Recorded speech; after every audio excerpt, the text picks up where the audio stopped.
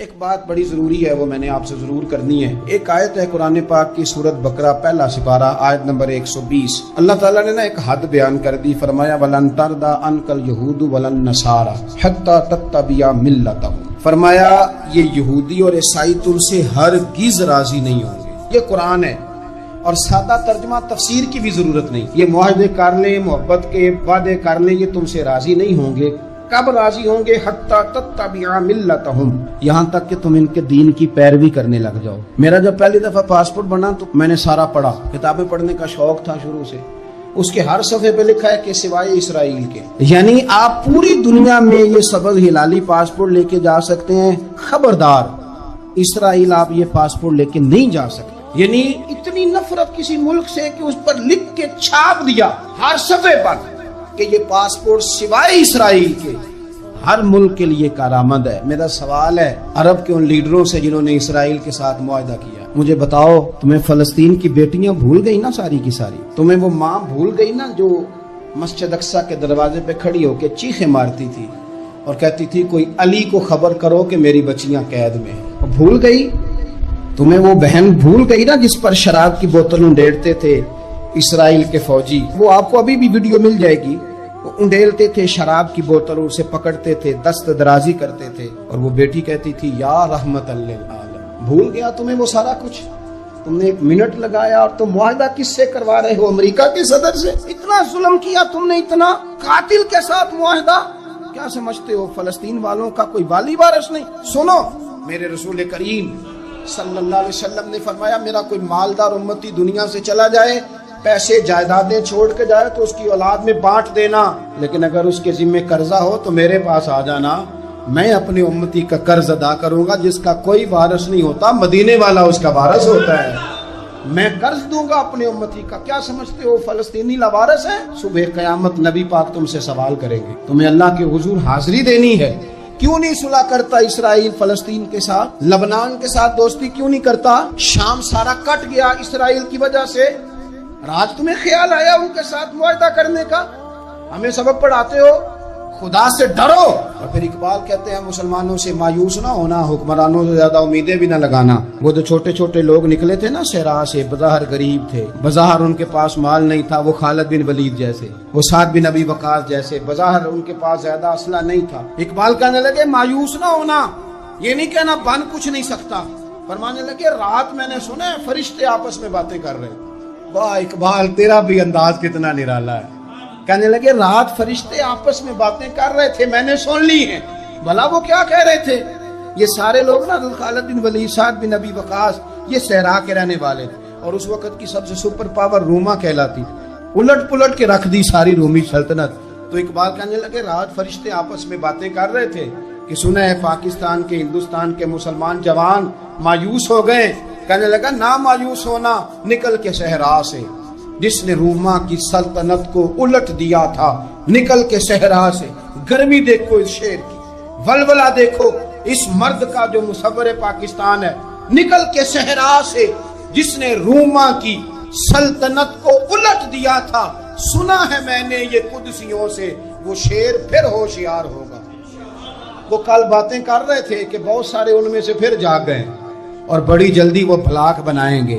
سنا ہے میں نے یہ قدسیوں سے کہ وہ شیر پھر ہوشیار ہوگا، وہ آئے گا میدان میں، نکلے گا، اور انشاءاللہ یہی چراغ جلے گا تو روشنی ہوگی۔ نبی پاک صلی اللہ علیہ وسلم نے فرمایا مسلمان ایک جسد واحد کی طرح، ایک جسم کی طرح، ایک حصہ تکلیف میں ہو تو دوسرا اس کی درد محسوس کرتا ہے۔ انسان کے وجود کے اندر سب سے قیمتی اس کا دماغ ہوتا ہے، اسی سے سوچتا ہے، اسی سے وہ عمل کرتا ہے، اسی سے منصوبہ بندی کرتا ہے، اسی سے وہ مومن ہوتا ہے، اسی سے معاذ اللہ کافر ہوتا ہے۔ اور وجود کے اندر جس کو درجے کے لحاظ سے بولنے میں بعض اوقات کم درجہ سمجھا جاتا ہے وہ پیر ہوتے ہیں۔ اور تو میری ٹھوکر کے بھی قابل نہیں، میں تجھے جوتے کی نوک پہ، پیر کی نوک پہ بھی نہیں سمجھتا۔ ہم یہ کہتے ہیں محاورتاً کہ تو پیروں کے قابل بھی نہیں، یعنی سب سے اعلیٰ درجہ دماغ کو دیا، دل کو دیا، اور سب سے ہلکا درجہ پاؤں کو دیا۔ لیکن مجھے بتلائیے گا اگر کبھی پاؤں کی سب سے چھوٹی انگلی، چھنگلیا، چیچی، اس میں اگر کبھی زخم لگ جائے تو جسم کا سب سے اعلیٰ حصہ دماغ ہے، दिमाग ने कभी ये कहा कि छोड़ो ये तो सबसे निचला दर्जा है, नहीं जाना डॉक्टर के पास, इतना टाइम कहाँ है, रहने दो, छोटी सी तो उंगली है, खैर है, ऐसा कभी हुआ है? दिमाग फौरन कहता है कि बाकी काम बाद में करेंगे, पहले डॉक्टर का पता करो, इसको मरहम पट्टी कराओ, क्योंकि उसे पता है कि अगर यहाँ दर्द रही तो बाकी जिस्म में भी दर्द रहेगी। और ये भी पता है दिमाग को कि अगर मैंने यहाँ इलाज ना कराया उंगली का तो कहीं पैर भी सारा जख्मी ना हो जाए, और अगर पैर का इलाज ना कराया तो टांगे और बाकी वजूद तक भी जख्म ना आ जाए। लिहाजा दिमाग जल्दी फैसला करता है, टेस्ट कराने का, चेकअप कराने का, दवाई लेने का, मरहम पट्टी का। और मेरे भाई मुसलमान एक वजूद की तरह है। ये तो हो सकता है कुछ मुसलमान मुल्क गरीब हो और कुछ के पास तेल के कुएं हो, कुछ के पास सोने के पहाड़ हो। ये तो हो सकता है कि बादों का ये वो समझ लें कि हमारा दर्जे के हैं, लेकिन ये याद रखें अगर एक जिस्म की तरह हैं, सोचते हैं और हैं, क्योंकि नबी पाक ने फरमाया है, अगर इस तरह सोचते हैं तो फिर मेरा ख्याल है कि जिस तरह तेल के कुएं वाले को अपनी दर्द होती है ना, सोने के पहाड़ों वाले मुल्क को जिस तरह अपनी दर्द होती है ना, इस तरह उसे किसी को बेकारत की नजर से देखना नहीं चाहिए, चूंकि जस्दे वाहिद है। और जस्दे वाहिद में अगर कोई दर्जा बड़ा भी रखता हो कि जनाब हमारे पास एक बड़ी जगह है, मुतबर्रक जगह है, हम बड़े हैं, तो आप बड़े हैं, लेकिन बड़ा दिमाग ही ये फैसला करता है कि भाई वो छोटा सा पैर का हिस्सा जख्मी है, जल्दी करो, इलाज कराओ। लेकिन बड़े दिमाग वाला कहे कि मेरा घर तो महफूज है, इसका मतलब है बड़े दिमाग वाले ने या तो सोचना बंद कर दिया है, या वो खुद गर्ज हो गया है, या लालची हो गया है, या फिर वो ये मानने को तैयार नहीं। मैं हदीस पाक का तर्जुमा कर रहा हूं, मैं तो हदीस पाक बयान करके मिसाल दे रहा हूं, अब मुझे हदीस का तर्जुमा तो करने देना भाई, हुजूर के फरमान पर तो बात करने दो ना भाई। या तो उसने इस हदीस को समझा नहीं, और अगर समझ लिया है तो ये कैसे हो गया कि फलस्तीन की बेटियां रोती रह गई और तू रोया ही नहीं? अगर तू जस्ते वाहद था तो जिस तरह तेरी बेटी रोए तो तू रोता है, इस तरह तुझे फलस्तीन की बेटी के रोने पर भी रोना चाहिए था, फिर तुझे फलस्तीन की बहन के रोने पर भी रोना चाहिए था। ये क्या बात हुई? हमने ना किसी को छोटा समझा, किसी को हकीर समझा। और भाई ये तेरा ख्याल है कि फलाना फलां है और फलाना फलां है। इकबाल कहते हैं अपनी मिल्लत पर कयास अक़वाम मगरिब से न कर, खास है तरकीब में कौमे रसूल हाशमी, तू नबी पाक की कौम है।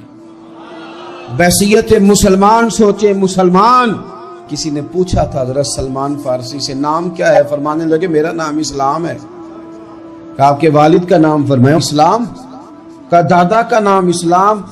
आप फरमाने लगे तो कितने को सवाल पूछेगा, मैं कितने को जवाब दूंगा? सलमान का हर चीज ही मोहम्मद मुस्तफा का दीन है, मेरा सारा कुछ मेरे नबी पाक का दीन है। शुरू भी यही है, इख्तिताम भी यही है, यही मेरा सारा कुछ है। दास्ताने हुस्न जब फैली तो ला महदूद थी, और जब सिमटी है तो आका बस तेरा नाम होके रह गई। बस हम इतने के हम हुजूर के गुलाम हैं। तो मुसलमान होके सोचे, बैसियत मुस्लिम की अपनी जिम्मेदारियों का एहसास करें। इकबाल ने कहा था मेरी जिंदगी का मकसद तेरे दी की सरफराजी, मेरी जिंदगी का मकसद तेरे दी की, मेरी जिंदगी का मकसद तेरे दी की सरफराज, मेरी जिंदगी का मकसद तेरे दी की सरफराज, मेरी जिंदगी का मकसद तेरे दी। या रसूल अल्लाह मेरी जिंदगी का मकसद तेरे दी की सरफराजी। मैं इसीलिए मुसलमान, मैं इसीलिए नमाजी, मैं इसीलिए मुसलमान, मैं इसके लिए काम किस तरह करें, जद्दोजहद किस तरह करें? तो हमें कहा गया कुव्वते इश्क से हर बस्त को बाला कर दे, और दहर में इसमें मोहम्मद से उजाला कर दे, दहर में इसमें मोहम्मद से उजाला कर दे। इकबाल से पूछा, इकबाल इस काम में मदद कैसे मिलेगी, किस तरह आगे बढ़ेंगे? तो उसने कहा बाजू तेरा तौहीद की कुव्वत से कवि है, अल्लाह तेरी मदद करेगा, तुम मुवहिद है, रब को मानने वाला है। बाजू तेरा तौहीद की कुव्वत से कवि है, इस्लाम तेरा देश है।